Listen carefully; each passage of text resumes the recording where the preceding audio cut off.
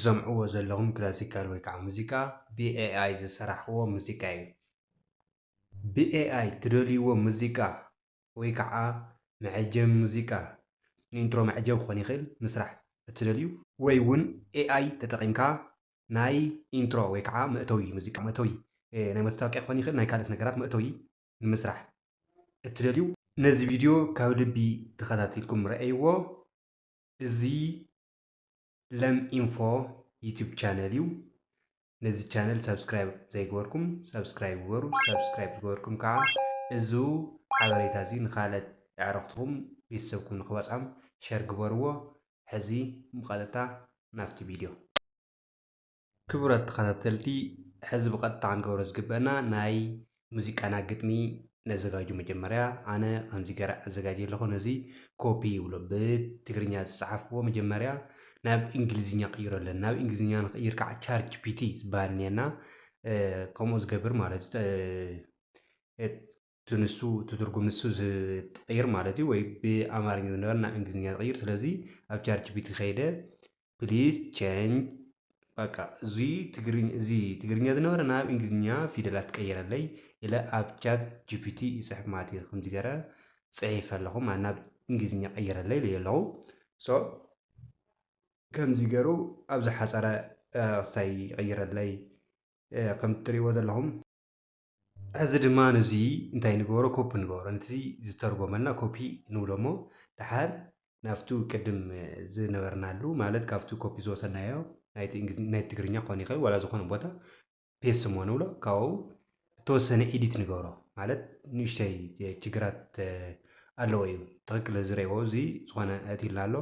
ስለዚ ከም እትሪእዎ ዘለኹም ሓያል ክረምቲ ምፅኣይ ዝናቡ ምናምን ዝብል ናይ ባዕለይ ግጥሚ እዩ ካብ ፌስቡክ ዝወሰድዎ እዩ። ስለዚ እዚ ነስተኻኽሎ ሓደ ሓደ ስህተታት ከይህልዎ ምናልባት ክልተ መስመር ነበረ ሓደ መስመር ገብሮ ይኽእል ናይ ፊደላት ምዝባዕ ከምፅእ ስለ ዝኽእል ስለዚ ኤዲት ንገብሮ ማለት እዩ። እዚ እተኻለና ኤዲት ጌርና ኣስተኻኺልና ወዲእና ኣብዘልናሉ እንደገና ንኡ ኮፒ ንገብሮ። ሕዚ ናተይ ርእይዎ ብዙሕ ስሕተታት ኣለዎ። ብፍጥነት ያው ከም እትሪእዎ ዘለኹም ኣፍጥነ ኣፍጥነ እየ ዘብሎ ዘለኹ ብዙሕ ችግራት ኣለዎ። ስለዚ እዚ ምስ ወዳእኹ ኮፒ ገይረ ድማ ናበይ ይወስዶ ናብቱ ዝደልዮ ሙዚቃ ክሰርሐለይ ዝግባእ ኣፕሊኬሽን ወይ ከዓ ዌብሳይት ወሲደ ፔስት ይብሎ ማለት እዩ። ክቡራት ተዓዘብቲ ከምቲ እትሪእዎ ዘለኹም ኣነ እዚ ወዲእ ኣለኹ ኤዲት ገይረ ኣለኹ። ስለዚ እዚኣ ኮፒ ይብላ ማለት እዩ። ናበይ ናብ ሓደ ዌብሳይት ጉግል ክሮም ንኸድ እሞ ተሓረቑ ኣብዚ ሰርች መግበሪ ቦታ ሱኖ ዶት ኮም ዝብል ከም እትሪእዎ ዘለኹም ጌርና ሰርች ንገብር ወይ ድማ ንደሊ ማለት እዩ። ከም እትሪእዎ ዘለኹም እዚ ዓይነት ኣፕሊኬሽን ይመፀልና። ስለዚ ኔክስት ንብሎ ከምዚ ክመፀልና ከሎ ኔክስት ትብል ትሪእዋ ኣለኹም እዛ ብቆፃል ብብጫ ንሳ ኔክስት ዝውን ንብላ።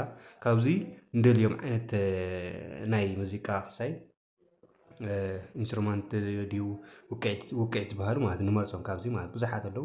ካብቶም ብዙሓት ዘድልዩና ንብሎ ምሳና ይኸዲኦም ንሰርሖ ብንደሊ ዓይነት ሙዚቃ እንመርፅ ማለት እዩ።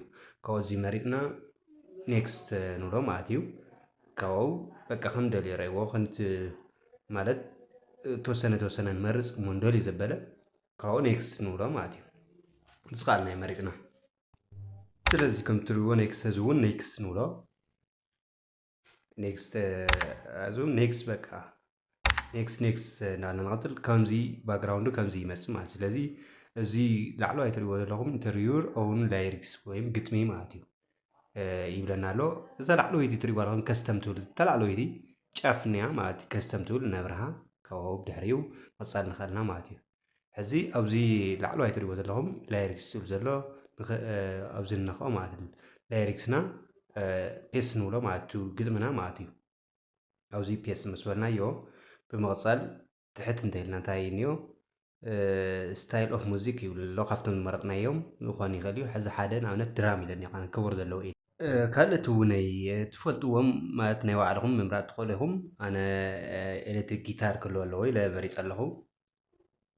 ካልኦት እውን ሮክ ንኣብነት ዝኸውን ኢለ ማለት እዚ ኣፍሮ ቢት እውን እንተዝኸውን ይመርፅ። ብቻ ብዙሕ ዓይነት ቅልቅል ክልተ ሰለስተ ወይም 4 ሙዚቃ ንኽበን ዝኽሉ ዘእቶ ዘሎ ክልተ ዓይነት ትኾይኑ ክልተ ሙዚቃ ይኽበና ስለዚ እዚኣ ወዲእና ታሕታይ ክንወርድ ከለና ታይትል ትብለላ ርእሲ ማለት እዩ ዝደልኩሞ ትህቦ እዚ ምስ ወዳእና ክሬት ትብል ብብጫ እኒሃ ንሳ ንፀዓና ማለት እዩ ክሊክ ንገብራ ካብኡ ብድሕሪኡ ሙዚቃ የምፀና ማለት እዩ እንትሪእዎ ዘለኹም ክልተ ሙዚቃ ምፅኢሉ ኣሎ ስለዚ ክልተን ሙዚቃ እስኪ ክሪአን እሞ ያው ንእሽተይ ከስማዐኩም ካብኡ እንታይ ከም ዝመስል ማለት እዩ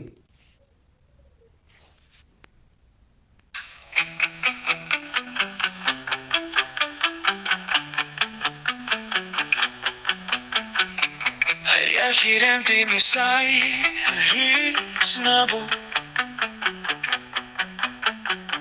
تلاحق قايد الشمير تسحيبه بحيك يس ክቡራት ተመልከቲ ከምታ ሰማዕዋ ትመስል ማለት ካልኣይ ትውኔታ ግን ከምዚ ገርኩም ግዜ ካብ ዝበልዕልኩም ከምዚ ገርኩም ክልተ ሰለስተ እና ክሬት እናገበርኩም أينا يحيش بينا يتزخون كي أينا يوقعيد تايتز وسخلو انتاي تز نسخلو ناوركم مسرح تخيلكم تلازي أنا بزح حوزي لهم بزح بغصر مالتي كابت زلو نشتي كسمعكم أما جرى شيخ عن حشية بلا كسمعكم يعني.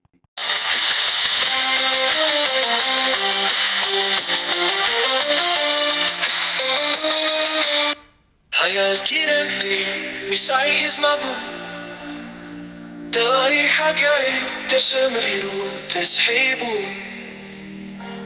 بحيك يسني بحوك يسار يزيليتني قلنا وقنتي توقع ما سيقرقي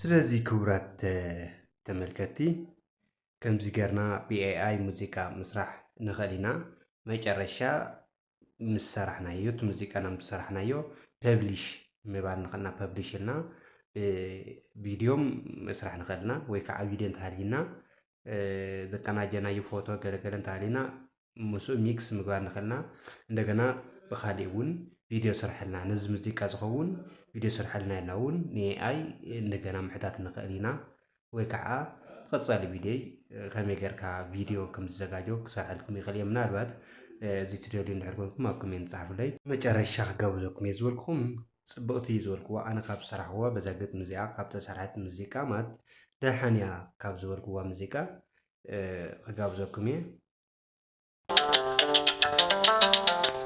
حيالكي انتي مسيسنا تواي حاجة تشمري وتسحيبه بحثي كي يسمين رحوك كي يسان ايزي ليتينيو رمنا وقنتي توبر ما صبيريجي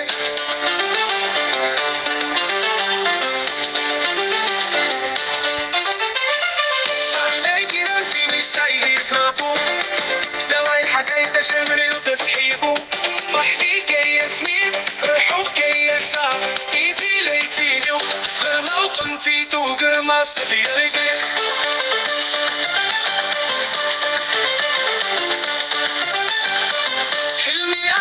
حلمي عمي عبلي للهمي هنا تهدى جمال هنا تهدى نبات تحاوي بحيرو قدما يسقعبي ايزي ليتك نوي حيويح حيويح اياي فين صيح فين صيح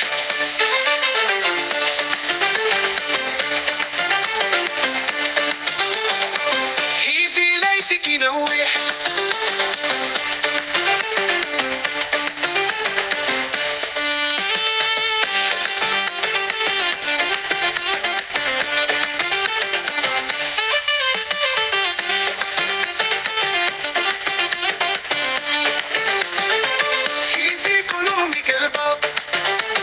ساعة خدي في كبر خميق ماط شلت ايدي عبيلي بحلمي مثلاني بحكي بحكوم انت لون زي ساني سحف بي انت يقودو كبي ونقارو انا تحادة كبيت الحديرو وحي طلبي ويحة زي كامتي قدامة آيا الكيرانتي مسيز نابو يلا اي حاجة تشامل وتسحيبو اسمي رحبك كيسرى إيزي ليتيلو برما وقنتيتو برما سابرقي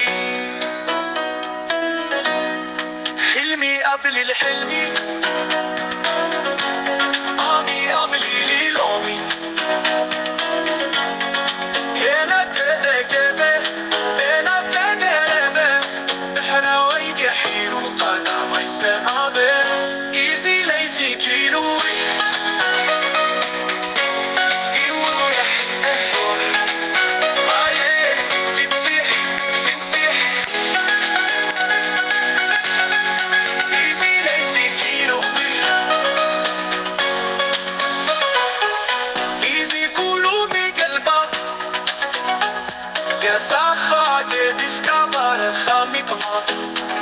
شنب كيدي قبيلة بحلمي يمثلك بحكين بحكو انت لو زي الثاني سيهز بي انت يدودو كما ينكرو انا تحاربك بيتن حديرو ورحي قوابي ورحا زي كمتي قدما كبسانة نفسانة شهيتا حقيمة ايزي ليتي كيلوي